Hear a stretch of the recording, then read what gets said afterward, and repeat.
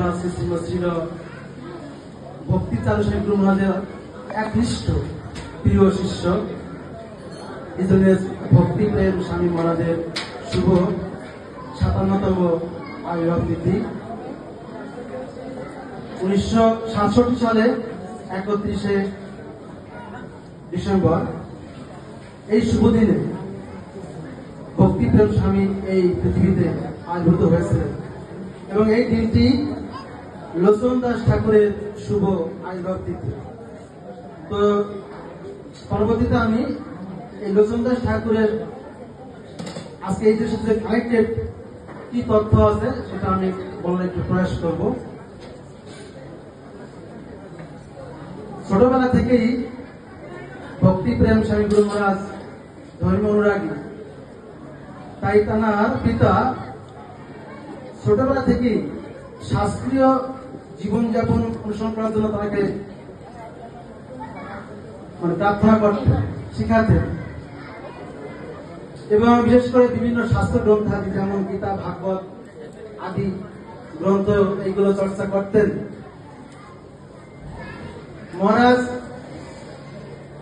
১৯৮৩ সালে এইচএসসি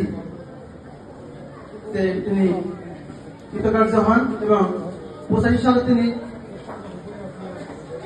পরবর্তীতে ৮৩ এসএসসি আর ৮৫ এইচএসসি এবং ১৯৯২ সালে তিনি এমবিবিএস ডাক্তারি বিদ্যা তিনি লাভ করেন এবং তিনি সেই পেশায় নিয়োজিত ছিলেন। তো সুন্দর একটা ঘটনা যে গুরুর সাথে শিষ্যের এই জগতে কেমন কানেকশন, সেই জীবনী থেকে এখন আমরা সেই শিক্ষা লাভ করব। তিনি যে কলেজে পড়াশোনা করতেন সেই কলেজেও সপ্তাহে একদিন সকল সনাতনী শিক্ষার্থীদের মাধ্যমে তিনি গীতা, ভাগবত কথা প্রবচন রাখতেন প্রতি সপ্তাহে। এবং যেহেতু তিনি এই শাস্ত্র অনুযায়ী জীবনযাপন করতেন সেহেতু তিনি আমাদের ওয়ারি ইস্কন মন্দির, তখন স্বামীবাগ ছিল না, সেখানে তিনি পোশাক পেতে আসতেন প্রতিনিয়ত। একদা আমাদের পরমধ্য গুরুদেব শ্রী শ্রীমৎ ছিল ভক্তি চারু স্বামী গুরু মহারাজ এই বাংলাদেশে তিনি প্রচার কার্য করার জন্য এসেছেন।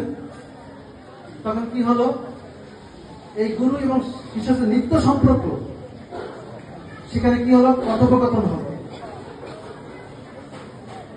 এবং দুপুরে প্রসাদ পাওয়ার পরে যখন মহারাজ চলে যাবেন তখন আবার সেখানে প্রণাম করতে গেলেন। তখন আবার গুরু শিষ্যের যে নিত্য সম্পর্ক কেন আমি বলছি বারবার, শ্রী আমরা গুরু বন্দনা গেয়ে থাকি, শ্রী গুরু চরণ পদ্ম কেবল ভক্ত সাধন। এই শ্রী শব্দের অর্থ হচ্ছে নিত্য, শ্রী শব্দের অর্থ হচ্ছে নিত্য, আর গুরুদেব হচ্ছে নিত্য। যখন পোশাকে আবার চলে যাবে প্রণাম করে তখন আবার কথোপকথন হচ্ছে। তো গুরু মহারাজ বলছেন, তুই কি সিদ্ধান্ত নিলেন গঙ্গেশ?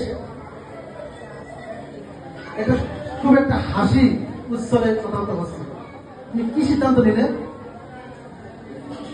আর তখন মনে বলছিলেন, গুরু মহারাজ আপনি যেটা বলবেন। তখন আবার গুরু মহারাজ হিসেবে বলতেছে, যদি আমি বলি তুমি এখনই চলে আসো, কোথায়? শ্রীধাম মায়াপুরে। তখন মহারাজ এসে বলছে, মহারাজ আপনি যেটা বলবেন সেটাই হবে। ঠিক তারপরে ১৯৯৪ সালের দিকে তিনি শ্রীধাম মায়াপুরে ফুল টাইম ব্রহ্মচর্য আশ্রমে যোগদান করেন এবং অথরিটি সেখানে ব্রহ্মচারীদের যে চিকিৎসা সেই পেশায় তাকে নিয়োজিত করেন। ৯৫-তে ব্রহ্মচারীদের কাউন্সিল, পরবর্তীতে ৯৬ সালে ঋণাম দীক্ষা, ৯৮ সালে গায়ত্রী দীক্ষা এবং কলকাতা ইস্কন মন্দিরের অধ্যক্ষ এবং পরবর্তীতে ২০০৪ সালে ভারতবর্ষের যে মধ্যপ্রদেশের বৈদিক প্রাণায়াম ইস্কন মন্দির উজ্জয়িনী, সেখানে তিনি যোগদান করেন এবং এত সুন্দর যে একটা মন্দির তৈরি করেছেন জিবিসির পক্ষ থেকে। তিনি তখন যে জিবিসি অনুমোদিত যে বৈদিক গ্লোবাল এক্সিলেন্স অ্যাওয়ার্ড, এই পদক তিনি লাভ করেন। তো আমরা জানি প্রত্যেকে মানুষের একটা পদক পেয়ে থাকে, সম্মান পেয়ে থাকে তার কৃতকর্মের জন্য। তো একটা বৈদিক মন্দির, এটা আমাদের বেশি হৃদয়ে লাগবে না।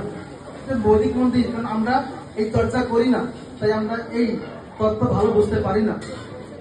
পরবর্তীতে মহারাজ যে জন্য স্বর্ণপদক পেয়েছে, কি পদক? স্বর্ণপদক। ইসকন ছিল, ইসকন প্রভুপাদের এই মিশনের একমাত্র একটা অ্যাওয়ার্ড, স্বর্ণপদক। দ্বিতীয় কেউ পেয়েছে আমি জানি না, আমার এই ছোট্ট ক্ষুদ্র গবেষণার বয়স আমি জানি না। অর্থাৎ তিনি 30 বছর ধরে মানে অহৈতুকী ভাবে নিঃস্বার্থ প্রভুপাদ এই আশ্রমে তিনি সেবাদান করেছেন।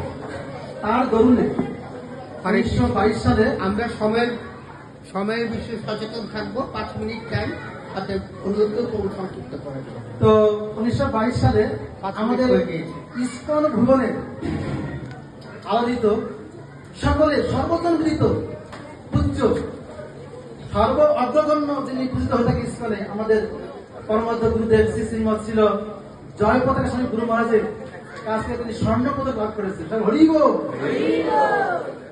তো এইভাবে পদকের পিছনে দেখেন মানে সেবার জন্য তিনি এটা পেয়েছেন। এবং আমি 1 মিনিট সময় চেয়ে নিব, যেটা আজকে লোচন দাস ঠাকুর